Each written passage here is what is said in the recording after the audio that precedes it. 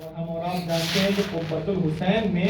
دعائیں قبول ہوتی ہیں، لہٰذا جیسے قبہ حسین کے نیچے دعائیں قبول ہوتی ہیں ویسے فرش عزا پر بھی دعائیں قبول ہوتی ہیں۔ یہی وجہ ہے کہ ہم سے کہا گیا ہے کہ جب بھی ہم فرش عزا پر بیٹھیں تو ہماری تمناؤں کو، ہماری دعاؤں کو بیان کریں اور دعاؤں کو طلب کریں، یقیناً ان فرش عزا کی برکت میں ہماری دعائیں قبول ہوتی ہیں۔ دوسری بات یہ ہے کہ ہم اور آپ جو الوداعی مجلس کا عنوان ہے کہ ہاں الوداعی مجلس ہے، دیکھیے الوداع ہم غم حسین کو اور فرش عزا کو الوداع ہم نہیں کہہ رہے ہیں، ہم صرف ایک سلسلے کو الوداع کہہ رہے ہیں کہ جو سلسلہ ہم نے پہلی محرم سے شروع کیا تھا مجلسوں کا، عزاداری کا، کہ جو 2 مہینہ اور 8 دن ہم نے وہ سلسلہ اس طرح سے جاری رکھا کہ اگر بیچ میں کوئی خوشی کا موقع بھی آیا تو ہم نے اس خوشی کو نہیں منایا، ایک سلسلہ تھا۔ آج اس سلسلے کا اختتام ہو رہا ہے، وہ بھی ہماری مرضی سے نہیں، کیونکہ ائمہ علیہ السلام نے اس چیز کا حکم دیا ہے اور انہوں نے یہ چیز کی ہے کہ آج سوگ کو بڑھایا ہے، لہٰذا انہی کی پیروی کرتے ہوئے ہم اور آپ اس ایام عزا کی ہم سوگ بڑھا رہے ہیں، لیکن اس کا ہرگز یہ مطلب نہیں ہے کہ ہم اور آپ غم حسین کو الوداع کہہ رہے ہیں۔ یہ الوداع کا لفظ جو ہے یہ صرف ایک سلسلے کا ہے، اگر ہمارے آپ کے سامنے ہمیں موقع ملے گا تو ہم زندگی بھر تا قیامت مرتے دم تک کبھی بھی اس غم کو الوداع نہیں کہیں گے، اور اگر ہمیں موقع ملے گا تو اس سے اچھے انداز میں ہم غم حسین اور عزاداری کا سلسلہ جاری و ساری رکھیں گے۔ ایک صلوات پڑھ دیں محمد وآلہ اللہم صلی علی محمد وآل محمد۔ اس مشہور و معروف حدیث کو آپ کے سامنے سرنامہ کلام بنایا ہے، اس کے ضمن میں 2-3 باتیں عرض کرنا ہے۔ رسول خدا ارشاد فرما رہے ہیں ان الحسین مصباح الہدی و سفینۃ النجات، بے شک حسین جو ہے وہ ہدایت کا چراغ ہے اور نجات کی کشتی ہے، سفینہ نجات ہے۔ 2 باتیں رسول خدا نے بیان کی ہیں۔ سب سے پہلا ہدایت کا چراغ، چراغ کا کام کیا ہوتا ہے؟ روشنی دینا۔ اگر ہم اور آپ زندگی گزار رہے ہیں، ہم اور آپ اگر انسان ہیں تو ہمیں ہر موڑ پر روشنی کی ضرورت ہوتی ہے۔ ہم چاہے دنیاوی چیز لے لیں چاہے اخروی چیز لے لیں، اگر ہم انسان ہیں تو ہمیں چراغ کی اور روشنی کی ضرورت قدم قدم پر پڑتی ہے۔ روشنی کی ضرورت کسے نہیں پڑتی؟ جو چور ہوتے ہیں، جو اچکے ہوتے ہیں، جو ڈکیت ہوتے ہیں، وہ اپنا کام کرنے کے لیے چاہتے ہیں کہ روشنی کو گل کر دیں، اندھیرا قائم ہو جائے تاکہ ہم اپنا کام کر سکیں، چوری کر سکیں، ڈکیتی کر سکیں۔ اگر انسان ہے تو اسے روشنی کی ضرورت ہوتی ہے، اگر چور اچکے ہیں تو وہ چاہتے ہیں کہ اندھیرا ہو۔ بس یزید ایسا چور اور ڈکیت تھا کہ جو اپنے دین کی بنیادوں کو چرانا چاہتا تھا، دین کی بنیادوں پر ڈکیتی ڈالنا چاہتا تھا، لہٰذا اس نے چاہا کہ میں چراغ ہدایت مولا حسین کو گل کر دوں اور اس کے بعد اپنے کام کو انجام دوں، لیکن شاید وہ جانتا نہیں تھا کہ اگر اس نے امام حسین کو شہید کر کے چاہا کہ میں چراغ کو گل کر دوں، وہ مولا حسین جو ہدایت کا چراغ تھے وہ کوئی دنیاوی چراغ نہیں تھے کہ انہیں گل کر دیا گیا تو روشنی نہیں پھیلائیں گے۔ یزید یہ سمجھ رہا تھا میں امام حسین کو شہید کر کے چراغ کو گل کر کے اپنی ڈکیتی اور اسلام کی بنیادوں پر میں لوٹوں گا، لیکن امام حسین نے شہادت دے کر اپنی مجلسوں کے ذریعے، اپنی عزاداری کے ذریعے اسی چراغ کی روشنی کو اور زیادہ بڑھا دیا کہ میں شہید تو ہو گیا ہوں لیکن میری مجلسوں کے ذریعے میں اپنی روشنی کو بڑھاتا رہوں گا اور یہ ہدایت کا سلسلہ جاری رہے گا۔ یزید نے جو سوچا تھا کہ میں اجالا، میں اندھیرا کر کے اور اسلام کی بنیادوں کو چھین لوں گا، مولا حسین نے شہادت کے بعد بھی اپنے چراغ کے ذریعے سے اسلام کی بنیادوں کو جاری و ساری رکھا ہے۔ صلوات پڑھ دیں محمد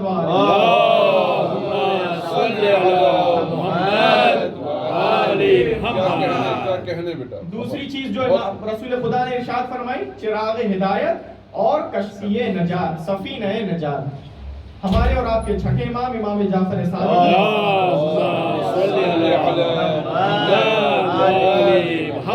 اسی حدیث کے سلسلے میں ایک شخص نے آپ سے سوال کیا کہ مولا آپ تمام اہل بیت کی جو فرد ہیں، جو سلسلہ ہدایت ہیں، سب لوگ کشتی نجات ہیں، سب سفینہ نجات ہیں، تو آخر کیا وجہ ہے کہ رسول خدا نے سفینہ نجات مولا حسین کو قرار دیا ہے؟ خصوصی طور پر اگر ہم دیکھا جائے، جیسے کہ تمام کوالٹیز جو ہوتی ہیں ائمہ کی وہ تمام ائمہ میں موجود ہوتی ہیں، لیکن اللہ سبحانہ و تعالی نے کچھ کوالٹیز کو مخصوص بنایا ہے اور اسے ابھارا ہے۔ اسی طرح سے سوال کیا کہ مولا آخر کیا وجہ ہے کہ تمام ائمہ علیہ السلام صفی نجات ہوتے ہوئے بھی خصوصی مولا حسین کو سفین نجات کہا گیا ہے؟ تو مولا نے ارشاد فرمایا کہ جو مولا حسین کو سفین نجات کہا گیا ہے، یقیناً ہم سب اہل بیت کی فرض سفین نجات ہیں، لیکن جو سفین نجات مولا حسین ہے اس میں دو ایکسٹرا کوالٹیز ہیں.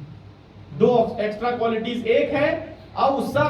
اور دوسرا ہے اسرع. اوسع یعنی وسیع ہے. مولا حسین کا جو سفینہ ہے نجات کا وہ وسیع ہے، براڈ ہے، اس میں کم لوگ نہیں بلکہ زیادہ سے زیادہ لوگ شامل ہو سکتے ہیں. مثال کے طور پر اگر کسی انسان کو نہج البلاغہ پڑھنی ہے یا اسے درک کرنا ہے تو اسے چاہیے کہ وہ عالم ہو، عربی سیکھے یا اردو داں ہو، عالم ہو، متقی ہو، تب اس کے سمجھ میں نہج البلاغہ آئے گی. اسی طرح سے سیف سجادیہ اگر سمجھنا ہو، اس کے حقیقی معنی درک کرنا ہو تو انسان کے لیے ضروری ہے کہ وہ عالم ہو، باعقل ہو. ہر کسی کے بس کی بات نہیں ہے. اسی طرح سے اگر علم فقہ حاصل کرنا ہے، امام باقر امام صادق کی حدیثیں کو جاننا ہے اور اس میں سے فیصلے نکالنا ہے اور فتوے نکالنا ہے، احکامات نکالنا ہے، تو اس کے لیے بھی متقی ہونا ضروری ہے، باعمل ہونا ضروری ہے، باعقل ہونا ضروری ہے، عالم ہونا ضروری ہے. یعنی تمام ائمہ علیہ السلام کو اگر ہمیں سمجھنا ہے تو اس کے لیے ضروری ہے کہ انسان باعقل ہو، نیک کردار ہو، با تقوی ہو، خصوصاً عالم ہو. جب عالم ہوگا تو وہ کسب فیض اور فائدہ حاصل کر سکتا ہے. لیکن مولا حسین کی جو سفین نجات ہے وہ وسیع اس لیے قرار دیا گیا ہے. کیوں؟ کیونکہ مولا حسین نے جو مجلسوں کا یہ سلسلہ جاری کیا ہے اس میں اب عالم ہونے کی ضرورت نہیں ہے، اس میں ایک نیک کردار ہونے کی شرط نہیں ہے. اس میں بچے بھی آ سکتے ہیں، اس میں بزرگ بھی آ سکتے ہیں، اس میں نیک کردار بھی آ سکتے ہیں، اس میں گنہگار بھی آ سکتے ہیں، اس میں عالم بھی آ سکتے ہیں، اس میں جاہل بھی آ سکتے ہیں. یعنی مولا حسین نے مجلسوں سے جو درس کا سلسلہ شروع کیا ہے اس سے کوئی بھی انسان کسی بھی وقت فائدہ حاصل کر سکتا ہے. یہ ہے مولا حسین کے کشتی نجات ہونے کی وسعت. ایک صلوات پڑھ دیں محمد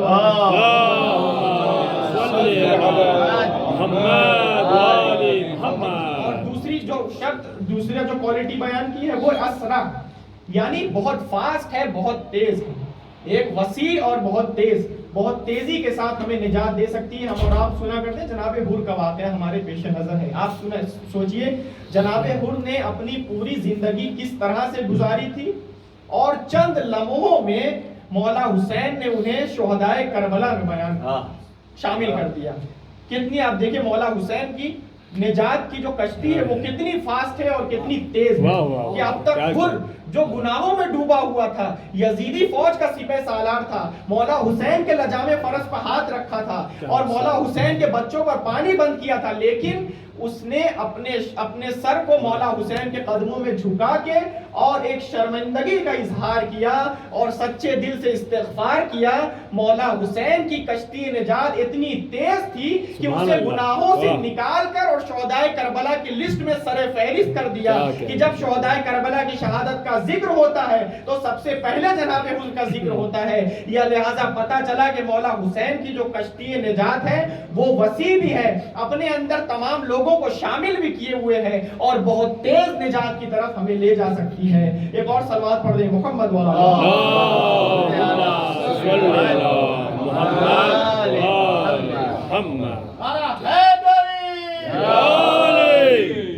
رسول خدا نے جو احادیث امام حسین کے سلسلے میں ارشاد فرمائی ہے،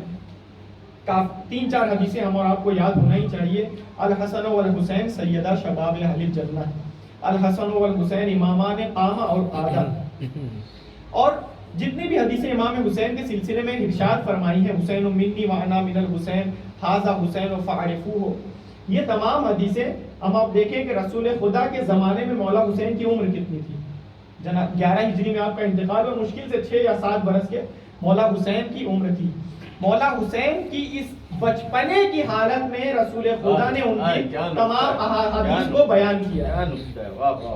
یعنی رسول خدا اگر مثال کے طور پر ارشاد فرما رہے ہیں کہ الحسن والحسین سیدہ شباب اہل الجنہ، یعنی امام حسن اور امام حسین جنت کے جوانوں کے سردار ہے، تو یہ سرداری جوانوں کی سرداری ہے لیکن بچپنے میں آتا ہوا ہے. اگر ہم اور آپ کسی کو کوئی منصب دیتے ہیں مثال کے طور پر کہ یہ بچہ بڑا ہو کے ڈاکٹر بنے گا، یہ بچہ بڑا ہو کے عالم بنے گا، یہ بچہ بڑا ہو کے ذاکر بنے گا، یہ بچہ بڑا ہو کے کوئی منصب پر فائز ہوگا، لیکن جب وہ منصب دیا جاتا ہے تو دعائیہ طور پہ دیا جاتا ہے یا کہا جاتا ہے کہ بنے گا، یعنی اگر وہ بن گیا تو بنے گا، لیکن اگر نہیں پڑھا تو عالم نہیں بن پائے گا، علم حاصل نہیں کیا تو علم حاصل نہ کر پائے گا۔ لیکن جب رسول خدا نے امام حسن اور امام حسین کے لیے کہا الحسن والحسین سیدہ شباب اہل الجنہ، یعنی رسول ارشاد فرما رہے دیکھو یہ بچپنے میں ضرور ہے لیکن میں تمہیں بتائے دیتا ہوں کہ یہ جنت کے جوانوں کے سردار ابھی سے بن کے آئے ہوئے ہیں۔ ایک صلوات پڑھ دے محمد اللہم صلی علی محمد وآل محمد۔ ایک اور مل کے بابا سے بلند اللہم صلی علی محمد وآل حسینیت زندہ باد، حسینیت زندہ باد، حسینیت زندہ باد، یزیدیت آواز بلند صلوات، اللہم صلی علی محمد وآل محمد۔ ہم اور آپ دنیا کے کسی بھی فرقے کے کسی بھی بزرگ عالم کو اگر ہم سوال کریں اس کے سامنے، جس نے 60-70 سال علم حاصل کیا ہو، بہت ہی متقی ہو، بہت ہی پرہیزگار ہو، اگر ہم اس کے سامنے ایک آسان سا سوال رکھیں کہ آپ نے 60-70 سال علم حاصل کیا، آپ متقی ہیں، آپ پرہیزگار ہیں، ذرا اپنے تقوی کے بیس پہ، اپنے علم کے بیس پہ اس کو بیس بناتے ہوئے آپ قرآن پہ ہاتھ رکھ کے ذرا قسم کھا کے کہہ دیں کہ مجھے اللہ سبحانہ و تعالیٰ نے جنت عطا کر دی۔ کوئی ہے جو یہ دعویٰ کر سکے کہ گارنٹی کر سکے کہ ہاں میں نے 70 سال اللہ سبحانہ و تعالیٰ کی خدمت کی، عبادت کی، علم حاصل کیا، تقوی و پرہیزگاری کی؟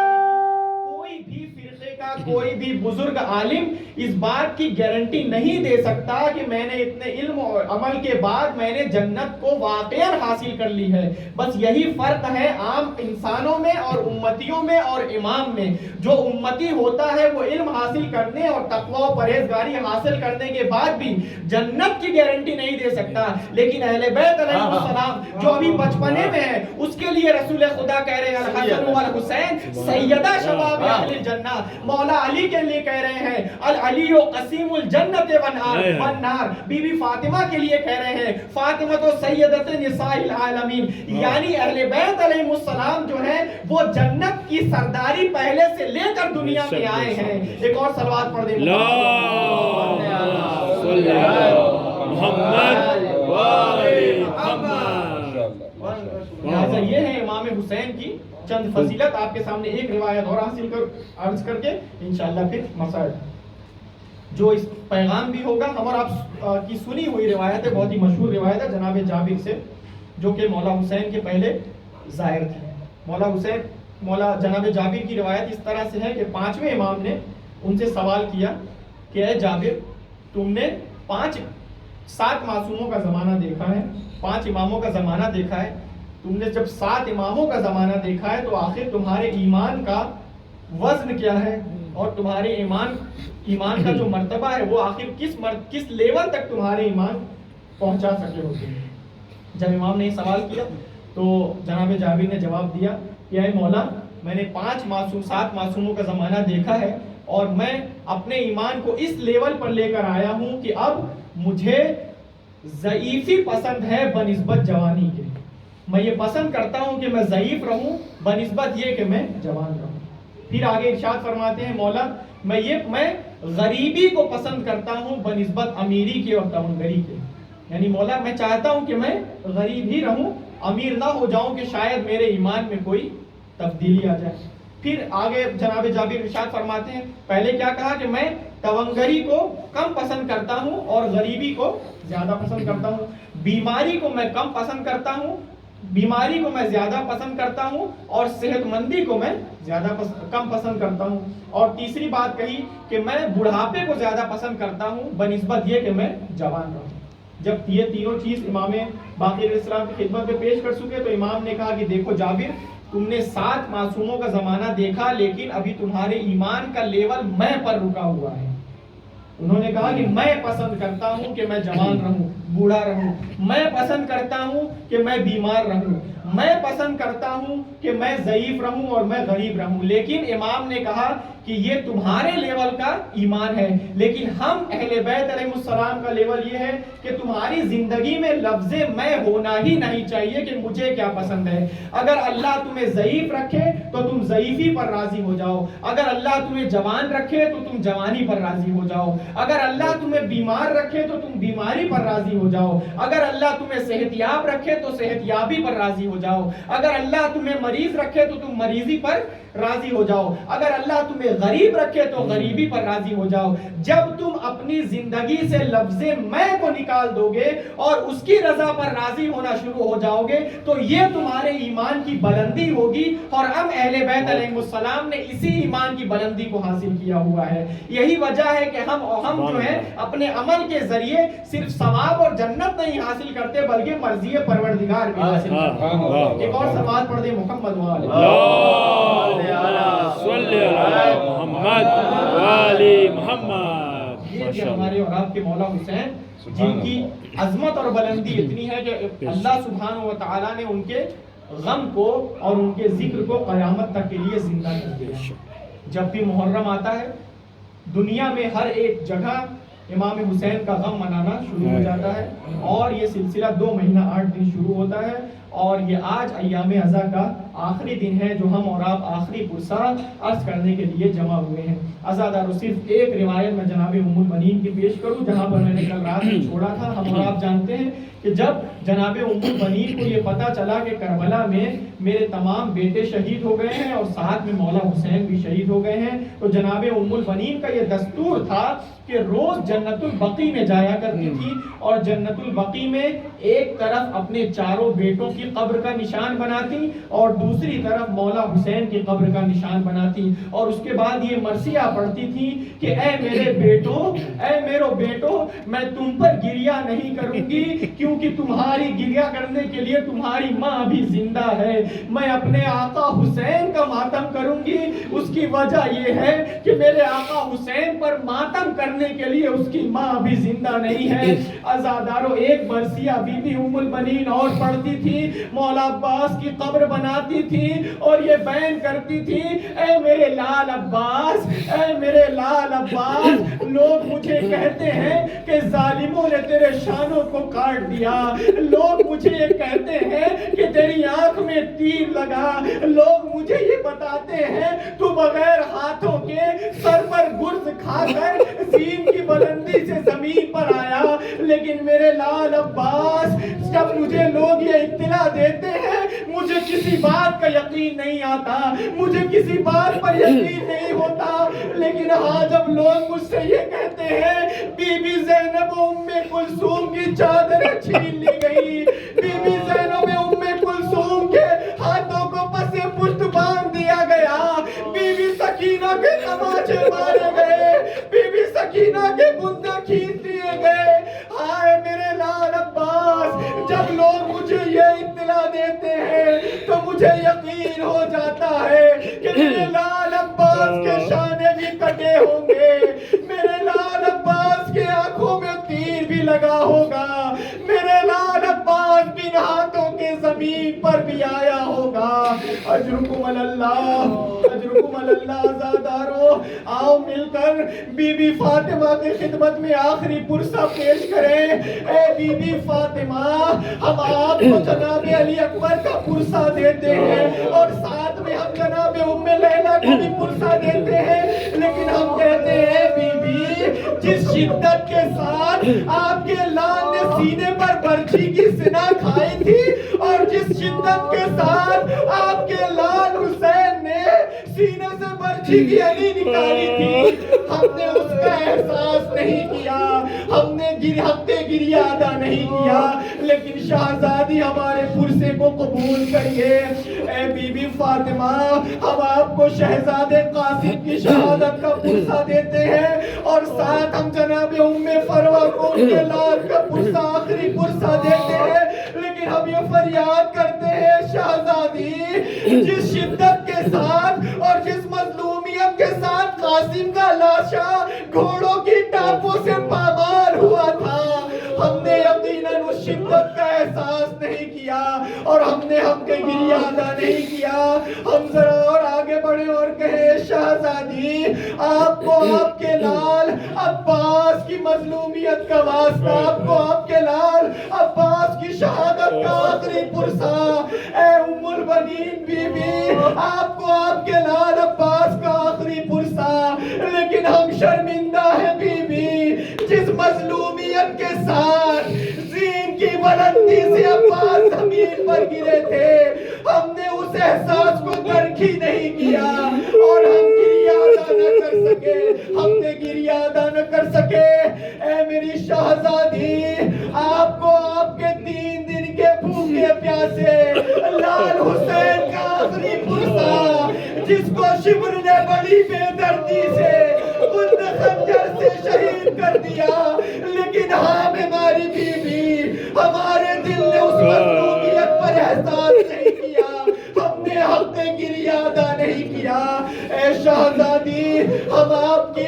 بیٹیوں پر اور ان کے پردوں پر 2 مہینہ گریہ کرتے رہے۔ اے شہزادی ہم نے سکینہ کا بھی گریہ کیا، ہم نے زینب و ام کلثوم کے پردے پر بھی گریہ کیا، لیکن شہزادی غلام شرمندہ ہے جس مظلومیت کے ساتھ آپ کی بیٹیوں کو دیار بدیار پھرایا جا رہا تھا، ہم نے اس مظلومیت کا حق ادا نہیں کیا اور ہم نے گریہ ادا نہیں کیا۔ عزاداروں بس آخری جملہ ہم اور آپ مل کے شہزادی زینب کی خدمت میں جائیں اور کہیں شہزادی زینب آپ نے اپنے بچوں کا کبھی ماتم نہیں کیا، کربلا میں جب محمد کے لاشیں آئے آپ نے گریہ نہیں کیا، شام میں جب دونوں کے سر آئے آپ نے گریہ نہیں کیا۔ اے شہزادی یہ آخری پرسہ قبول کریے، عزاداروں کی طرف سے محمد کا پرسہ قبول کیجیے۔ یہی وجہ ہے کہ شہزادی جب مدینے اپنے گھر پہنچی، جب محمد کے کمروں میں گئی تو جب دونوں شہزادوں کے مسلوں کو دیکھا تو ایک مرتبہ صبر کا باندھ ٹوٹ گیا، مانگتا جوش ماری کربلا کا رخ کیا، آواز دی ہے میرے لالو محمد مجھے معاف کر دینا، میں نے تمہارا ماتم نہیں کیا، ہر موقع پر میں نے اپنے ماجائے حسین پر گریہ کیا، کیونکہ میرے ماجائے کی ماں زندہ نہیں تھی۔ انا للہ و انا الیہ راجعون، رضا بقضائہ و تسلیما لامرہ وسیعلم الذین ظلموا ای منقلب ینقلبون۔ آپ سے گزارش ہے کہ ایاز بھائی کے چچا اور شاداب بھائی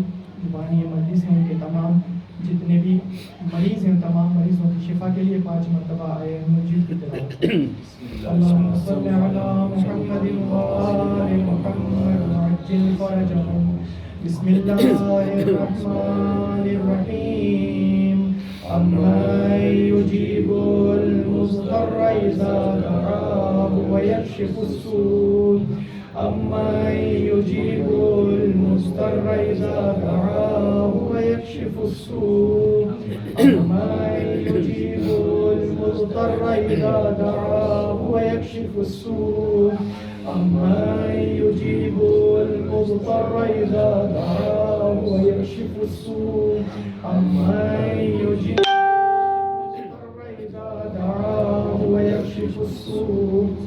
پروردگار تجھے واسطہ ہے محمد و آل محمد کا، ہماری اس مختصر سی عبادت کو قبول فرما۔ پروردگار ان تمام ایام میں جتنے بھی عزاداری کے پروگرام ہم نے برپا کیے، بارگاہ جناب سیدہ میں اسے قبولیت کا ذریعہ قرار فرما۔ پروردگار تجھے واسطہ ہے محمد و آل محمد کا، خصوصاً تجھے واسطہ ہے بیمار کربلا کا، ایاز بھائی کے چچا کو مکمل شفا یاب، ان کے تمام درد و تکالیف کو دور فرما۔ جتنے بھی مریض دنیا میں جہاں جہاں بھی جس مرض میں مبتلا ہیں، بیمار کربلا کے صدقے میں انہیں شفا کاملہ عطا فرما۔ پروردگار ہمارے تمام گناہ کبیرہ اور صغیرہ کو معاف فرما، ہماری تمام پریشانیوں کو دور فرما۔